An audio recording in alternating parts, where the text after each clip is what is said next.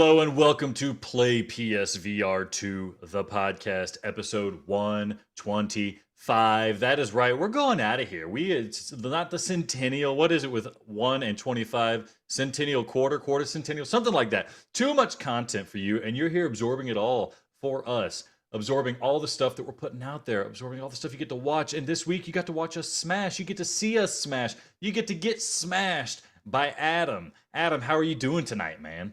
Man, I'm smashed. I'm telling you what, I've been waiting for Smash VRS to come out for a while. I've been playing the demo so much that I started to become an astronaut. But now we've got the full game. I'm excited to review it. I've been playing it hard, Alex.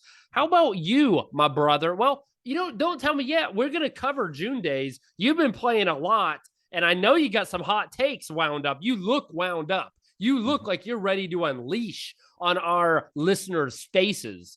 Put that hot white put the hot what, Adam? The hot what? The steamy white hot information in their face. Okay. Because you're the astronaut in Smash. You're a Smashtronaut, and you get all worked up, but you're wearing the white outfit. That's what you're talking about. Nothing gross here. All right? You got it. Speaking of not gross, I have my gamer juice for the night. It is orange tangerine water enhancer. And you're just gonna drink? No, you brought that as your game juice. You got to drink that whole enhancer. Oh my god! Oh, he did it. That's oh, dude, it's not. Oh, it's not bad, but it's sour. Oh, dude, it's really not bad. It's sour. You went right for it. For those who don't know, Adam's the kind of guy who will taste anything. He once ate a handful of hand sanitizer on a dare. There was nothing. I ate cat litter on a dare. Someone bet me $20 to eat cat litter. I did it. My mom was peeking through the door. We had some windows on the door, and she was peeking through. Saw me did it. Threw a fit. She had me call the poison control center and tell them what I did. And thankfully, it wasn't enough that they thought I needed the self-induced vomiting. But, oh, yeah, I'll do anything. I'll try anything once. Did the hand sanitizer, that wasn't even a bet. You just got too much on your hand and you licked it off. Which, he's coming at it again. I mean, it's good, though. Like, I love sour. Oh.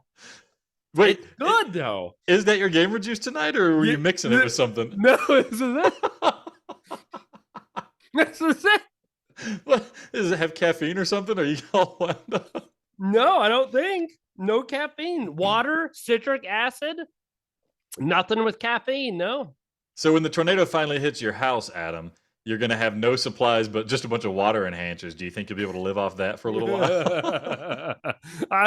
I wonder if I'm not going to ask what I was thinking. Alex, what are you drinking? If you might be noticing, you might be saying to yourself, Alex, you look slim, you look trimmed, you look like you have a lot of extra energy. That's because I'm drinking Soylent, baby.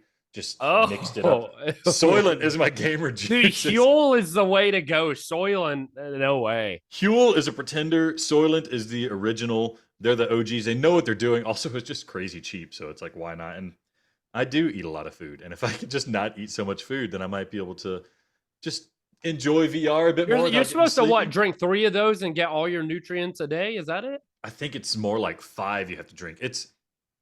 I mix it with my coffee, and then I'm just not hungry, so I'm not eating junk food all day. That's the big effect there. But like, if my kids don't finish their cheeseburger, it's coming to Papa. So it's not going to do too much in terms of diet. That's the only reason I would want kids, is to eat the leftovers. I got to eat like a half order of chicken nuggets today. It was really good.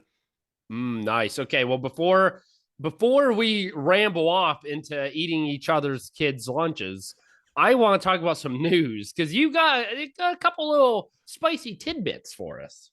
Yeah, just a little bit of news. Not too much happening this week. I mean, I think there were some announcements, like Hubris came out, and the feedback is kind of mixed there. Some people say it's really good. Some people say it's like, I don't know, 6 or 7 out of 10, something like that. I want to play it, so we're reaching out to try to get a code for that. But I might just bite the bullet, because I need like something like a single player campaign game, and I know they added enhancements. We're running out of games for June days. The long-awaited release of Until You Fall, their port to the PSVR 2, we knew it was coming. We thought it was going to be a free upgrade. Turns out it's not a free upgrade at all. There's not even an upgrade path at all. You just got to buy the whole game again. So Until You Fall, people say it's a legendary game, one of the best games for PSVR 1. I had it on PSVR 1. I enjoyed it a little bit. But then I held off on playing it because I was like, oh, it's coming out for PSVR 2. I'll just play it then. But now I'm going to have to buy it again. And the reviews for it are good, right? If you've never played Until You Fall, you might enjoy it. But it sounds like the upgrade is, I don't know, like higher resolution maybe, but not really enhanced textures. And it's basically just the same game with very little change. I think there's maybe some new skins or something, which kind of, I mean, I get it. Developers, right? They want to spend a lot of money to redevelop a game for a new console, but throw us a bone, right? Like I will gladly pay $10, maybe $15 to upgrade this to the PSVR 2 version so I can play it. I don't want to spend a full, what is it? I think $30, $25 to buy the same game again just to play it on PSVR 2. I don't know. Adam, how do you feel about a game that doesn't get a free upgrade path and doesn't change too much? Does I that mean, I bite you? like this scenario because you buy these games, don't play them. I'm hoping you will learn your lesson and stop doing that. You bought it, haven't played it, and now you're getting screwed and you're going to have to drop another $30. Just be smart with life in general and that wouldn't happen to you. However, no, I think that does suck. I mean, come on, man. We already paid for the game once, especially $30. It's one thing if it's, the rabbit hole and it was like $6. Okay, pay whatever, another $3, $5. I mean, and you had all these predecessors, Thumper. And I mean, I guess arguably you could say, hey, you had Tetris Effect and Rez and some of the others that you had to pay, but there are most of the games I would say have free upgrades that are upgradable. Follow in line, man. Otherwise, you're gonna get bad press. People are gonna be mad, and then they're not gonna buy your game because they're like, screw you. I I don't know. Yeah. Free is always better. I can't imagine it's going to work out well for them sales wise. Like a lot of people would be like I think everybody understands what it means to port one of these games and we're not expecting a free upgrade, right? And like Walking Dead Saints and Sinners, a lot of people had to drop $10 to get that upgraded and they're happy to have done it, right? It makes a lot of sense for them. I think Until You Fall, they had the weird situation where their game was given away for free on PS Plus, so maybe they wanted to recapture some of that money, but they could have done something similar, I would think, because like Final Fantasy VII had a free version on PS4, but if you wanted to upgrade it, you had to have the full game. You couldn't use the PlayStation Plus version. So I don't know. It annoys me. The game's really good, so if you've never played it, there's no reason not to get it. But if you've already bought it, it's going to be hard to convince you to buy it again. So I guess we'll see what happens. Maybe they'll just put a hard discount on it here in the near future, and then it won't feel so bad having to buy it again. But we had another game release, same time as Sea Smash, a Masternoid, which looks like a smaller version of Sea Smash. This is Arkanoid in VR with some retro graphics. And I'll admit, the video footage looks exciting. Looks kind of fun, like a simple, almost like Headmaster or something, but instead of hitting with your head, you have a gun that you're shooting the ball back with, and you're trying to break out all the blocks. But the really nice thing is that there is a free trial of the game. I just downloaded it. I might stream a little bit of it for June days today, but I'm certainly going to give it a shot. Budget title, and I like to support these guys. Just kind of throw something out there sometimes. So on the one side, you have Until You Fall, which you get nothing for free, and you got to pay full price for everything. On the other side, you have indie developers making Masternoid, giving you a free trial, letting you know, find out if you want to play it. So kudos to them. Kudos to those developers, and yeah, we'll see how it goes. If the free trial is really good, I'll probably drop $15 on it and buy the full game. But Adam, now that we have C Smash, do you have any interest in Masternoid? I mean, I'm looking. I'll see what you think about the demo. I'll watch the stream and uh, I don't know. I mean, try everything, right? Yeah, sure. You never know. It could be a different flavor of a Mm-hmm. game, but I mean, it's going to be hard to beat C Smash, honestly. It utilizes VR so well and it's so physical and it's so tangible. And this isn't that. Masternoid is not that. So it really does feel like a lesser game. So Mm-hmm. if you already have C Smash, why? But I reserve judgment until I actually play it. So I'll give it a shot. I love the demos. That's what happens. We play this. You're going to say you love it because you like every game. You're going to convince me to buy it. You'll play with me once, and then I'll never touch it again. That's what's going to happen. I mean, you can also download the demo, Adam, and decide if you want to play it. Nope. No, that's not how we do things here, Alex. You know that. How we do things, though, is I'm going to give you top notch information about C Smash and convince you, the listener, if you should buy it or not. Are you ready for the thunder to rain down, Alex? I am born to listen to you talk about C Smash. Let's get this rolling. The honorable Adam takes the bench, and this time C Smash VRS is on the stand to determine if it's a worthwhile PSVR 2 game, and it's valued at $27. The first piece of evidence I bring to the jury is this game gets an F for fun. Fun, Alex. Similar to the lore of the Siren song, it's so difficult to find nowadays, yet we can't get enough. After mere minutes of playing C Smash VRS, you're injected with a concoction of addictive gameplay, pelvis bumping music, and a touch that feels better than your own grandmother's. Fun can be indescribable. Sometimes you can't accurately say why something is fun, but it just is. C Smash has amazing controls, simple gameplay, a gratifying sense of accomplishment, and simply puts a smile on your face. Many PSVR 2 games are good, but very, very few are fun. This game is fun, which immediately makes it stand out upon the ranks, and why I am charging you with 6 counts of this game gets an F for fun. And on these counts, I do find you guilty. Okay, Adam, you're kind of a sporto dude. You're athletic, and you like these active games. I know that about you. I'm not as athletic, and I don't like these active games quite as much as you. Although I did play C Smash, and I had a good time playing it a little bit. How much do you think this game is fun for you because you like this active athletic type stuff? I mean, you immediately were like rearranging furniture, if I recall, to like get the full room scale movement going on. Do you think just your proclivity to play like a really active game is what makes it fun? I don't think it is because I do like being active. However, I am hesitant to do that type of stuff in the headset. It's very easy to punch your lamp or the wall or the aquarium, all 3 things that I have done. It's also very easy to sweat hard. So I try to normally stay away from being too active in these games, but C Smash, one, is active, it is fun, but the room scale is game changing. It is a game breaker. You're right, I cleared out areas in my room that I am physically running back and forth.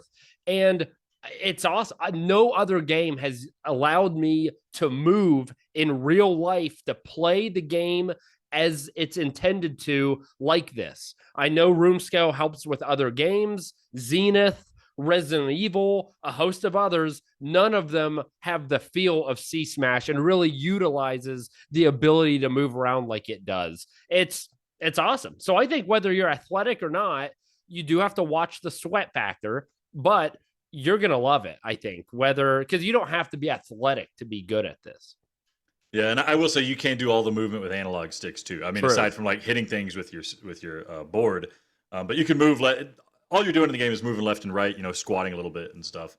But you can do all that with analog sticks. So you don't have to be athletic to enjoy it. But I was just checking for you, Adam, if we have people who don't want to necessarily move around as much, how much that would affect their fun factor.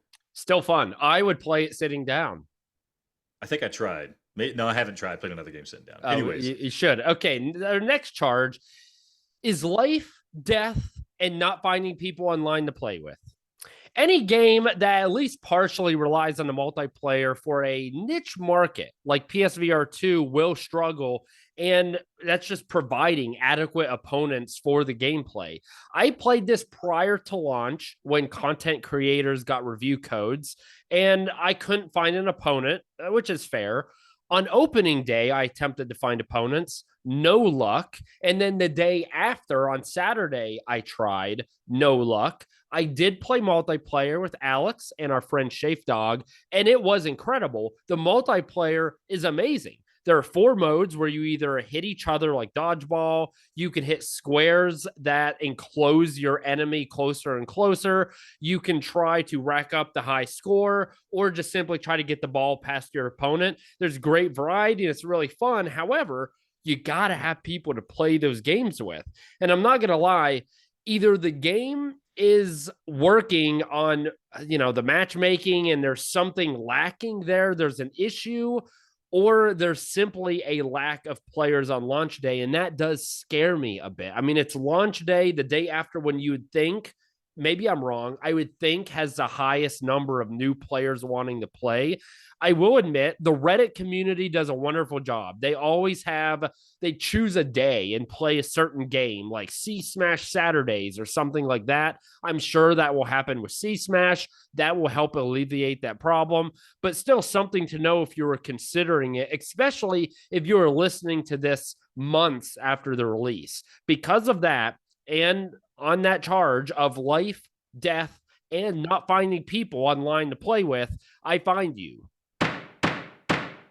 guilty. That's a dangerous thing about these kind of multiplayer games, especially the active ones, right? Is finding people to play with. Yeah, And I don't think this is out on any other systems, right? So we can't even hope correct. for crossplay. Um, although I But will do say, we even want others to get it? Like, I know this isn't a huge hitter. I like the idea that this is PSVR exclusive. Like, I've got something that, hey, you can't have on the Quest. I don't know why I care. I shouldn't care, but it's just kind of nice. I don't know. it justifies your purchase, right? Like this is the reason I chose this console for my VR. I get C Smash, and it is whatever you say. It's a very high quality game. It's very fun to play, and the multiplayer is great. I mean, I don't even really like pickleball that much, which is what this is kind of like, or racquetball or Racquetball, anything yeah, like that. either. But I have fun playing it here. The game modes, like you mentioned, like I loved the one where you're hitting the colored squares, like you're competing. It's almost like a reverse tug of war. You're competing to hit these colored squares to kind of smush your opponent. I didn't get to play the dodgeball, but we just played like a normal game, and that was fun too. Even though I'm like you're wiping the floor with me, I'm still having a good time. And the really nice thing is you're not having to chase after the balls or anything if they get lost, which is like the worst part about racquetball. I suck at it, so I'm always just having to chase and find the ball because I screw it up. So, yeah, Good thing multiplayer. you're good at finding balls. That's a good thing, though. Just keeping my hands on them for a long time is rough. So moving to the final charge, the charge of C Smash must be a baker because variety is the spice of life. Variety is an essential aspect to gameplay, and C Smash has a ton of it. I already discussed the multiplayer modes here. There are four in total, and you can quickly hop on from one to another. They are fun, fast paced. Also, the game doesn't make you just stand around waiting for someone to join your game. You can go and there's like a little area you can actually play C Smash while you're waiting for the opponent to show up. That I think is really neat. So you're never truly waiting, but there's also a single player journey mode. This spices up the racquetball-esque gameplay by letting you pick your orbit and levels that range in difficulty, and each has different power-ups that you can achieve. There are 5 orbits, and I almost hate to spoil this, but there is an end boss, which personally I was not expecting at all. But it's so cool to be in the spaceship. You're seeing these ships fly by. There's astronauts in the window, and they're rooting for you and jumping up and down. They're swimming through space. And between the two modes, there's a ton of variety among and within C Smash, and it's such an easy pick up and play game that I am absolute certain I will be playing for months and months, if not for years. So, on the charge of C Smash must be a baker because variety is the spice of life, I find you. That's guilty. So yeah, I played journey mode a little bit while I was waiting for you to get on so we could play multiplayer. I didn't get too far into it, but like you mentioned, I had a really good time. I mean, it gives you like a B, C rank and stuff depending on how quickly you clear through the levels, which is nice. And I also heard that they're working on more modes, more single player modes, like a co-op mode. Um, Oh yeah, that's right. See, oh my, that I didn't put that in the review. Oh my gosh, that's sick. That is yeah, sick. and then like Get me an antibiotic because I'm sick. they have like an infinity mode, I guess, which is probably just like journey mode that doesn't end. Which, if you're just trying to like zone out and play some C Smash, that'd be really good. I mean, Yeah. that's the thing is these fitness type games, right? This game's not explicitly a fitness game like some of the other ones, but these games that get you active and moving, they get really popular in VR because they're really fun and you can kind of be as active as you want to with it. So, assuming they didn't release any more of these modes, which they've already said they're going to, does that change your opinion of the variety in the single player, the content in the single player? I don't think I played a freaking demo for like 3 months, right? So like to have this journey mode, additional modes will be very a welcomed addition. Don't get me wrong, but I think there's enough there that I wouldn't mind. I wish there was a way to add bots in the Mm, game somehow. Or yeah. even, I mean, it doesn't even have to be in the shape of a person. It could just be like a little robot guy or something, because the multiplayer game modes are really fun. And it's a shame you have to have someone else with you to play those. Just make bots and have a different level. Like, I don't know. That may be more difficult than me, obviously not a coder, just saying it. But that will be a welcome addition regardless. I find that there's enough variety here. For me personally, for that $27, I still think it's a buy for me. All right. So, What about your final verdict, Adam? well, C Smash, I am judging you on whether you are a worthy adversary or a worthy game to play for the PSVR 2, worthy of that $27 price tag I mentioned, and more importantly, worth the player's time. And due to the evidence I have laid out before you, I find you guilty. Of course, we knew this is coming, and Yeah. I mean, there's no. I would have said the demo was guilty. Well, but I am glad that you told me this was going to be my new the PSVR 2 version of Tetris Effect, where I loved the demo and I get it and it would suck, and I'm glad that you're wrong. Yeah, I like the game. I really going to be playing it a long time because the pick up and play nature of some of these PSVR games to me is just essential. That's why I play Tetris, because I could pick up, play for 10 minutes, feel like I got something, and then leave. One journey mode takes about 20 minutes, maybe 15 if you're good. So that's perfect. At my lunch break, I can play. You could play 20, 30 minutes, be on the cusp of sweating, but not sweating. That is perfect. It's a good game, Alex. You played it. I know you liked it. What you've had, you need to finish journey mode. I hope you will continue to play, and I'll have someone to play with. I just hope I get better at it because you're way better than me at it. But it might just be because you played it more. Yeah. I mean, I had it 3-4 days before launch, so it's probably. And again, I've been playing the demo every day for like 3 months, so it's a little kind of unfair. But I think it's a testament to the quality of the game, right? I don't like racquetball, I don't like pickleball, but I really like this, which is the game design is good, right? The game feels good, the mechanics all work really well. When you lose, you feel like you lost for a reason. When you win, you feel like you won for a reason. And even subtle things like trying to aim where I'm hitting the ball, I find that I'm having more success at that. Although it's not automatically doing it for me, it's like just perfectly fine tuned. I was skeptical when this was announced coming to PSVR. I was like, why would you do this? Why would it be fun? But one round through journey mode, I was like, I get it. I get what they're going for, and it's just the vibe is great. The music is great. music, yeah. And the gameplay is just rock solid. So it's surprising to me that this kind of game gets me this excited to play this kind of game. And again, it's like you can only do it in VR. I mean, there's the Dreamcast version, but it's totally different type of thing, moving somebody around with analog stick and swiping and hitting with your hand.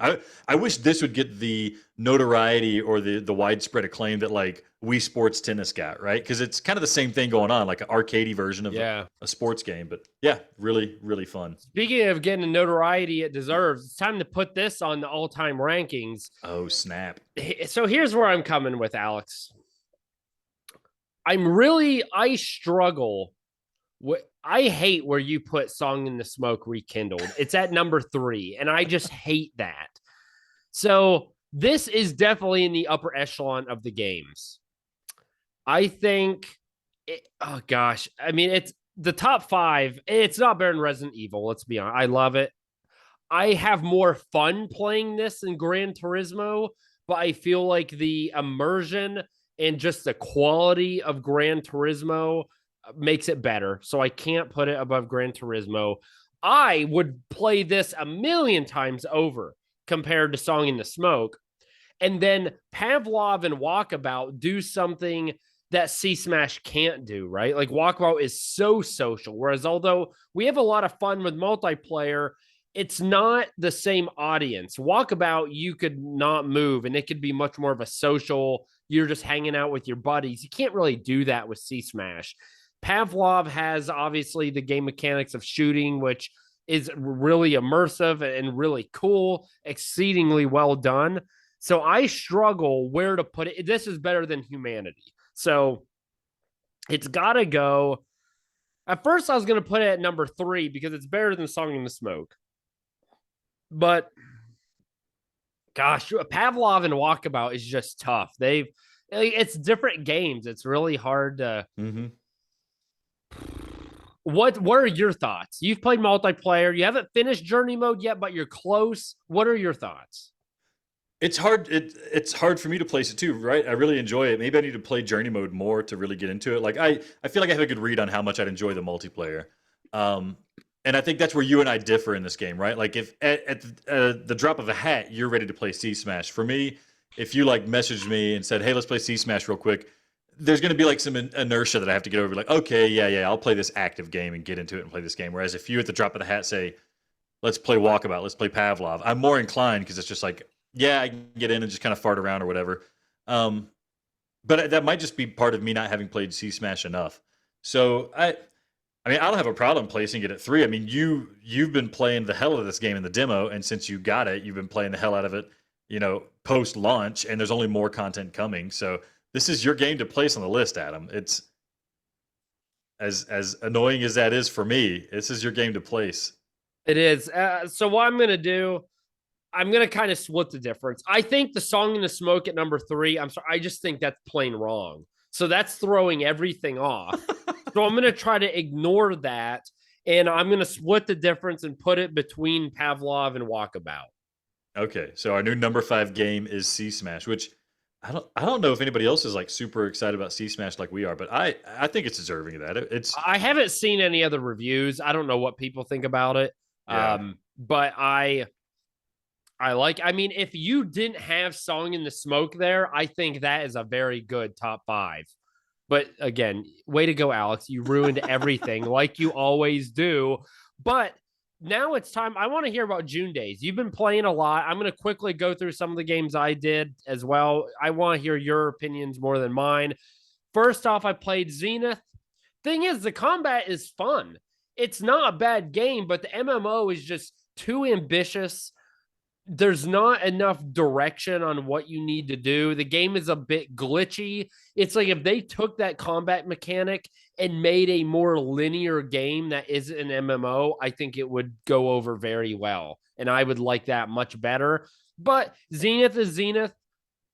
Combat is real fun. Everything else is a freaking crapshoot or bad. So take it or leave it. Played Zenith.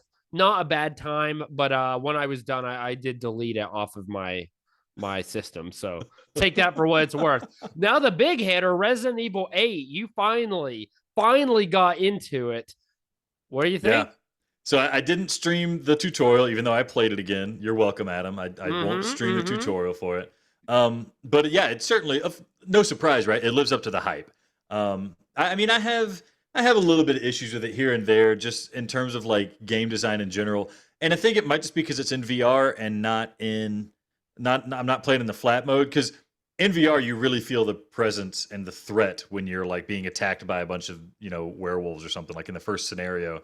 And the gun feels like a pea shooter. And then I get torn in the situation of like, am I supposed to shoot these guys? Am I not supposed to shoot these guys? And I know like weapon, ammunition is kind of a scarce resource. And so I really don't want to waste all my ammunition on somebody I'm not supposed to waste on. And I found that happening throughout the game. Now I'm at a point where I understand, like, oh, I can shoot them and it's fine. I don't have to shoot them. I just need to escape. But initially, it's really kind of confusing. Like, use the knife. You throw a knife, and if you see blood, okay, yeah, I need to kill them. Yeah, I did that, but it's obviously not how the game was designed, right? You can do that because it's VR. But in the flat mode, like, they didn't design the game around you killing everybody with a knife. Now that is really cool, and I've gotten used to like using the knife and the gun to attack guys. You like shoot them in the knee, drop them to the ground, then stab them in the back of the head a bunch.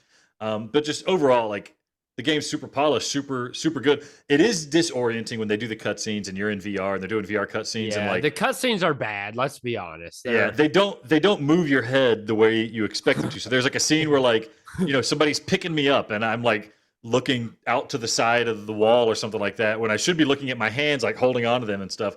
That stuff's disorienting. But aside from that, the moment-to-moment gameplay is fantastic and thrilling. And the infinite knives might be kind of game-breaking, but it's it's not so overpowered that like, yeah, I could just use my gun. The gunplay is amazing. They do the awesome stuff where like you pick a preferred eye, so when you bring the gun close enough to your head, it knows what you're trying to do.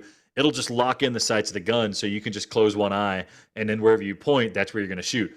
Brilliant touch. The reloading mechanics, they don't punish you for like reloading when you don't have enough bullets in there. It just does everything right. I don't know why not every single first person shooting game hasn't just copied its mechanics outright. It works so well, and it just makes me more hyped for Resident Evil 4. Like there we go. Yeah. Do you remember when I was talking about me using the knife and it felt so good and it went where I wanted it to? Now you're feeling that. You asked me back in the day, do you think there's like aim assist on or something, which I don't think there is. Do you feel the same accuracy? Because this is the only game I feel like that I've seen that just straight up is a masterclass on how to use knives and get the accuracy of throwing it.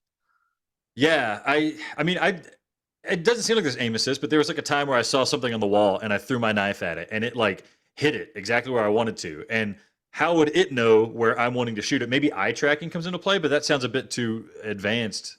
So I mean, don't know. You just hit it. I don't understand. Like yeah, I just threw it where you wanted, right? Yeah, but I can't throw a knife that well in real life, so I don't know what's happening behind the scenes to make it happen. But it feels good. It feels smooth, and it doesn't feel like something's behind the scenes, changing the trajectory of my knife for me to make it work. It's good, man. It's good. Have you ever thrown knives in real life? Yeah, a little bit. Okay, I was like, maybe you are good at it. I don't know. No, okay. I had some toy throwing knives I played with. Anyways, let's move on. Next game, Gran Turismo very 7. quickly, Resident Evil. I said it was number one. It's number one on our list. I know you haven't finished it, but are you happy with its ranking just from what you've played so far? Yeah, it's so good. It's so polished. It's so high tier AAA. I mean, I don't love AAA games because they're AAA, but when a AAA game is good, like this is a really good AAA game already, and it's in VR and it's not compromised to any large degree. So yeah, why not? It's awesome. It's almost game of the year in flat mode. Of course, in VR mode, it's going to be in that high tier as well. So really hard game for anybody to top with this coming out at launch for PSVR 2. But I'm lucky we're lucky we have it. I don't think it's going to be topped unless Resident Evil 4. I think that's the only. I can't see a game that's going to be better than that. I hope I'm wrong. But I don't see it. Anyhow, speaking of AAA, we got Gran Turismo 7. I played after you played Resident Evil 8. Good game. I have fun with it. I mean, I play more like buggy bumpers. I play bumper cars. It's a real fun when you play like that. If I'm just driving like normal, I don't like it. I don't have fun. It's not good. But I mean, it is good. It's just not enjoyable. But I like the fact that you can play it as a racing sim and you could be really serious about it, or you can, be a little overpowered and play the bumper cars that I play and still do well enough to get cash and progress through the game. It's a good game. It's deserving of number 2. Then I tried this. I was like, oh, Final Fantasy 16 just came out. Let me play it in flat mode. It's only flat. So I played it in my PSVR 2 headset thinking that, I put the title Final Fantasy 16 in PSVR 2 thinking I might get some clicks, and I don't think a soul joined that stream. I joined for a little bit, yeah. Apparently no one cares about Final Fantasy 16 and PSVR 2, and there's probably millions of other people streaming Final Fantasy 16. Either way, fantastic game. Really enjoy it. Nothing really to say in VR except holy crap, dude, you're playing in a movie theater. It's so crisp. The resolution is so good. It's phenomenal. My last question to you, Alex, is you've never played this, and I don't know. So this isn't a spoiler. I want your opinion. You start the game as a boy. You have this little puppy. The crap happens, and that was like a cut scene. Now you're a man. It's now a dog, and he's your companion. At the end of the game, does the dog die? No, Final Fantasy doesn't do that. No, you don't think? No, I don't think so. I hope it doesn't. Oh man, that freaking dog. But that's like the low blow, man. So many games have done that, and it sucks. And so I'm just expecting it. So I'm forcing myself not to get attached to this dog because I think it's gonna die. Moving on, we played Pavlov. Man, I mean, it's good. We played a little bit of prop hunt. We played a little team deathmatch. It is every time I play it, I end up texting you and I'm like, man, Pavlov is good. Yeah. Like It it's just, got it's got the variety. It's fun. What's your favorite game mode? team deathmatch, like that's just what we wanted in Firewall, right? Like I just want to be able to keep playing. I just want to keep playing. Prop hunt is fun. It's goofy, but you have to kind of make it fun because Yeah. it's boring to just sit there and wait. But it is fun to like turn into a car and drive around and try to freak them out and stuff like that. That's really enjoyable. But yeah, team deathmatch is just it. Pavlov works so well. I don't know how they got it like perfect right out of the gate. It's so good. And now that there's crossplay, you're not going to lose people. So Yeah, and I know that people don't love bots, and I know they're dumber, but between sitting and waiting for people or playing with bots, I will 100% play with bots every day of the week. mhm. And when someone else wants to join, it kicks a bot out. I mean, it is that is also a masterclass on how you should do a game like that. I hope Firewall is paying attention. Thing is, Pavlov was out before the first firewall, right? So they should have learned from them to begin with. They didn't. We can only hope they did so. We played C Smash. Already talked about it. Already reviewed it. Phenomenal. After an hour, I was sweaty, man. I was Yeah. freaking sweaty. But watch the stream. The music's so good. I was dancing. I was playing like DDR and C Smash. It was incredible. Fantastic game. And then finally, you played Switchback. Is it still as bad as you remember it?